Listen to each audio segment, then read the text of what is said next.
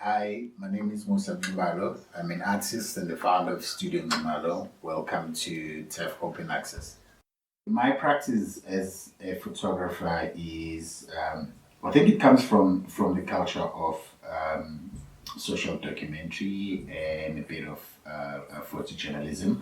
I went to a training institution that is well known for documentary photography and photojournalism, which is Market Photo Workshop. I've always not seen myself as a photojournalist or a documentary photographer, but as an artist who works with photography as a medium and applying some of those elements or processes of working, to create photographs or artworks that I show in a gallery setting or in a museum, as opposed to creating works so that they can be published either on news reporting or newspapers. I've always took up jobs, like I had a full-time job whilst I'm working as a professional artist. And I worked at the very same school that I trained at, and kind of like training and working as a course coordinator, so working mostly with other artists. Over the years, that has developed in me putting together exhibitions or working with commercial galleries and art fairs, etc. And that's how I found myself working or doubling up, with curating and working as a photographer and artist. A friend of mine introduced me to hip hop music. Music magazines used to have a lot of like interesting typographies, whether they documented graffiti or play around with like words like that.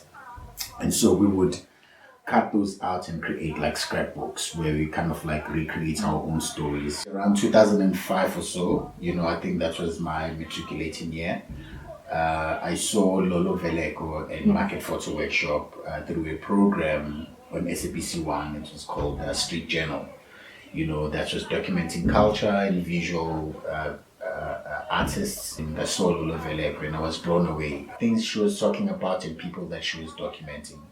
A friend of mine told me about this school again, and I went in there, to inquire. I just fell in love with that space and I went to enroll, with Market Photo Workshop and that's how, I got to get to photography. What I consider a difference between a documentary photographer and maybe an artist photographer is that when you work as an artist, there's a lot of you that is involved. So as an artist, I can go to an actual event, and document in there, but then how I tell the story or how I present it, it has a lot to do with me than the actual event. Whereas as a documentary photographer, there's certain rules, so there's less about you as the photographer and more about the story and the people that you are photographing. I've always had this interest in having a voice. This idea of growing up in the townships and not having a lot of our voices heard in the past, so I've always seen, my artistic practice as that opportunity, for one to have a voice or to contribute thoughts and ideas in our society. Artists or groups like NWA or Public Enemy who have always like done music to reflect on their society and their living conditions and hopes and fears, etc. So I've always like had to adapt to those kind of elements and then apply them in my artistic practice. Studio Nxumalo, we an artist management and a curatorial studio. We initiate exhibitions or projects in collaboration with commercial galleries and non-profit organizations and individual or independent artists. And then we have a small group of artists that we are also managing. And it's artists that ranges from artists who are independent, who are not necessarily signed or represented by any gallery, and artists who are still emerging and who are practicing and who need visibility. And through our relationships within the visual arts vicinity, then we're able to create networks for them and opportunity for them to showcase their works. There's quite a lot of artists or visual artists who are practicing in Joburg and across the country, but then particularly in Joburg. And I think there's a small number of galleries that are able to accommodate a lot of these talents or a lot of these artists. So the idea is to create kind of like a bridge whereby we can go and collaborate with the gallery and they can show these artists without having to commit themselves to a longer kind of like a relationship with these artists, but then they can now and then be able to have access through us, and maybe in the future when they are ready to represent these artists and then be able to take them on. From my experience of working as an artist and having had like a conversation with a lot of artists and being friends with a lot of artists, is that we always look forward to somehow having a formal relationship with a particular gallery. And galleries don't necessarily have the capacity to accommodate all of those. So me and my team, we thought it would make sense to create a space whereby we can create that bridge, and where artists can still like practice and don't have to wait to be attached or represented by a gallery in order for them to function. We are basically in our first year since we've started working. There's quite a lot of developments that are happening, like how we started, our intentions, and now having to work with artists, and then really listening also to what artists think or suggest and stuff, and we're busy taking shape, which is quite interesting.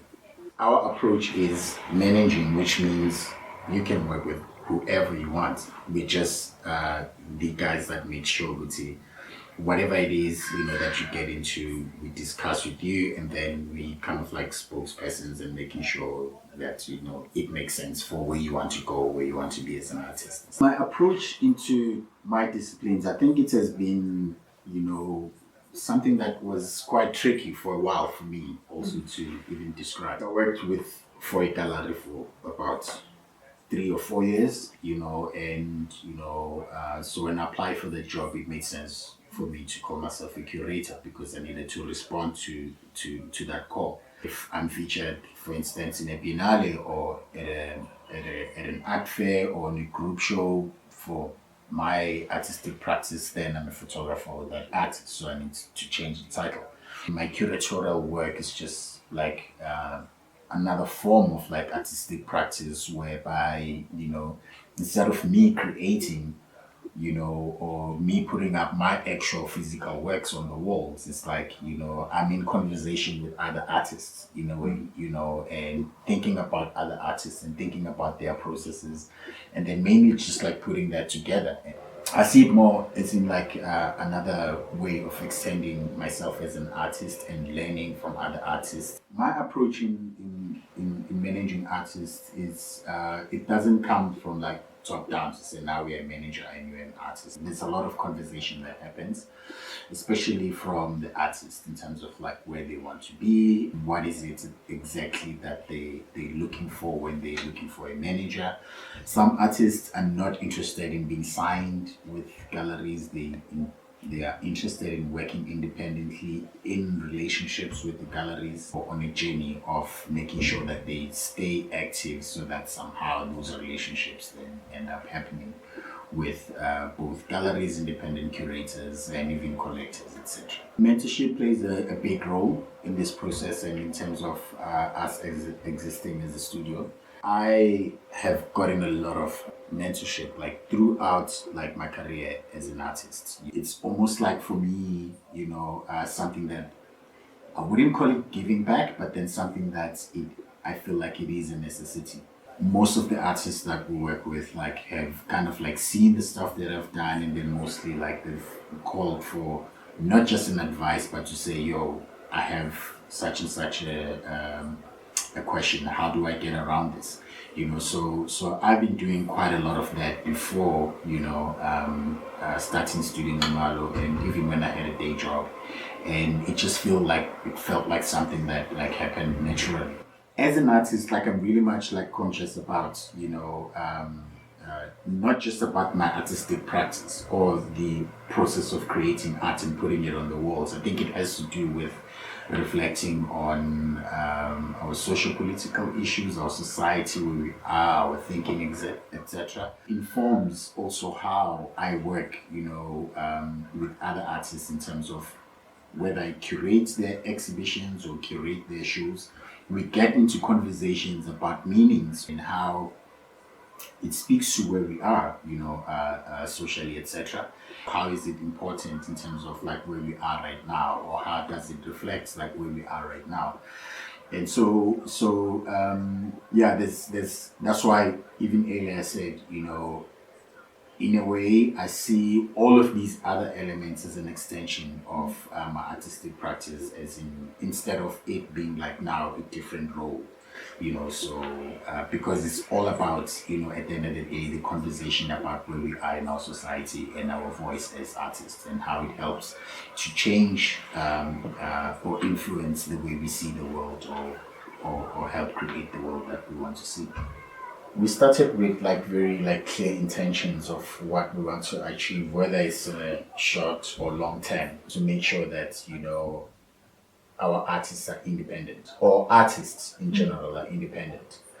Independence here does not mean you're working in isolation or by yourself, but it means you don't get into a relationship with whether a commercial gallery or whoever, or you enter into a group exhibition out of vulnerability or out of desperation.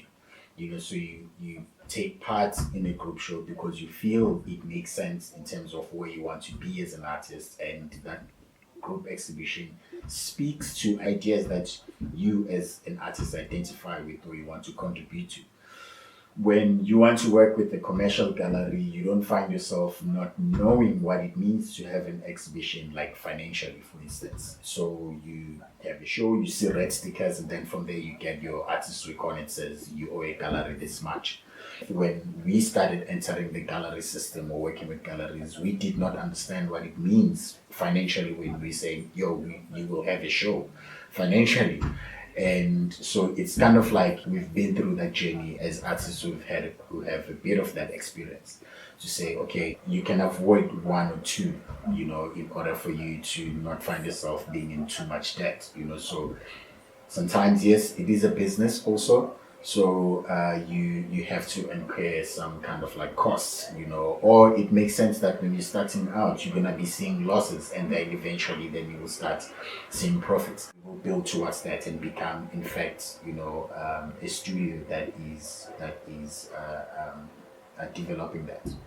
My practice, it relies on collaboration. I have to photograph people, and they have to have some kind of like understanding of what is it that I do, and for what purpose, and so that even when I photograph them, somehow they are aware of where these images are going to go and what messages they'll be sending across, and that requires some form of collaboration. Our purpose is to work mainly on collaborations because we don't want to have like a formal structure where we keep on changing projects. Hence, we manage and not represent artists. The whole idea is that, if we work with like artists who don't want to do like a white cube kind of like practice, we can be able to manage their careers and collaborate and form a relationship with the types of institutions and organizations that they want to work with. If we are working with an artist that is independent, we need to be able to fulfill kind of like uh, maybe the intentions of being able to work with different people. So we need to be able to allow that to happen, and collaboration then becomes key. We need to be constantly be in conversations with like different institutions and organizations and individuals and etc. For us, again, the structure is informed by the fact that we don't believe that we need another gallery space. We don't, especially Joburg. There is quite like enough gallery spaces, but there needs to be more of like um, I don't want to say like innovative projects, but then spaces that kind of like are in between us or that do things a little bit different so that, there's more like options for artists, to see their works or to practice. I've always believed in this idea of being a global citizen based in South Africa and in Johannesburg, So I don't ever want to do anything that will lock me to just like being in Johannesburg and in South Africa only.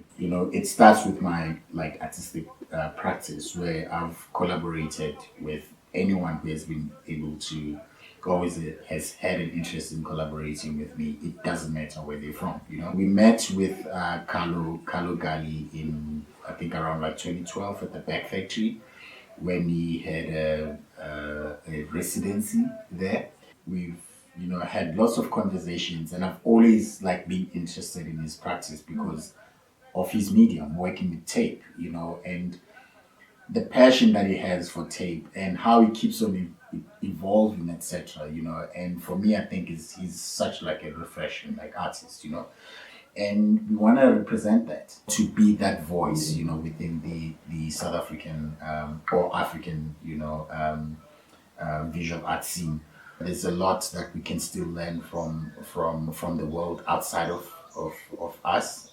Having an artist like Carlo Gali, I think it's just the beginning of like what we have as a vision for our future, to bring in artists where they will show work that you will not be able to buy.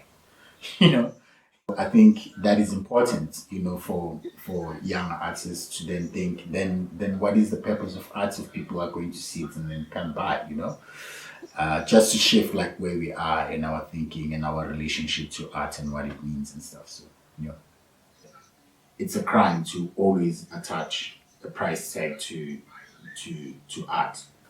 My lecturer, and she was saying to us something like, how art is important in helping people to imagine or to create imagination, and she really like expanded on it and started talking about how we would not see democracy or we would not see revolution if people did not have imagination. Art is important in helping us imagine our futures or our possibilities.